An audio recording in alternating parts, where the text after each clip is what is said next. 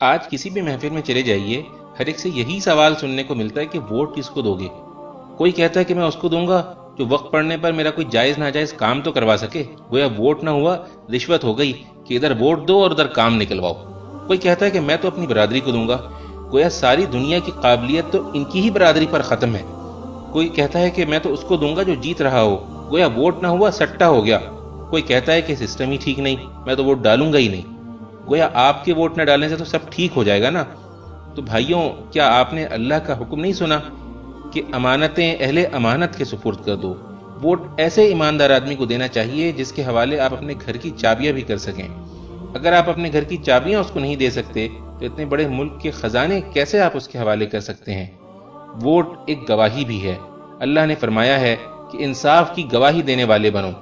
جس شخص کے حق میں آپ ووٹ ڈالتے ہیں تو در حقیقت آپ اس بات کی گواہی دیتے ہیں کہ وہ امانت، دیانت اور حکومت کے امور چلانے کی قابلیت رکھتا ہے۔ اور ووٹ نہ ڈالنے والے وہ بھی اللہ کے اس فرمان کو یاد رکھیں کہ اس شخص سے بڑا ظالم اور کون ہوگا جس کے ذمے اللہ کی طرف سے گواہی ہو اور وہ اسے چھپائے۔ پھر سنیں میرے بھائی، ووٹ ایک سفارش بھی ہے۔ اللہ نے فرمایا ہے کہ جو بھلائی کی سفارش کرے گا وہ اس میں سے اپنا حصہ پائے گا، اور جو برائی کی سفارش کرے گا وہ اس میں سے اپنا حصہ پائے گا۔ آپ کے ووٹ سے جو جیتے گا، آپ کی برادری کا ہو یا نہ ہو، اور ملک میں اچھے کام کرے گا، اس میں آپ کا بھی اجر ہوگا، اور اگر وہ برے کام کرے گا تو اس کے گناہ میں آپ بھی برابر کے شریک ہوں گے۔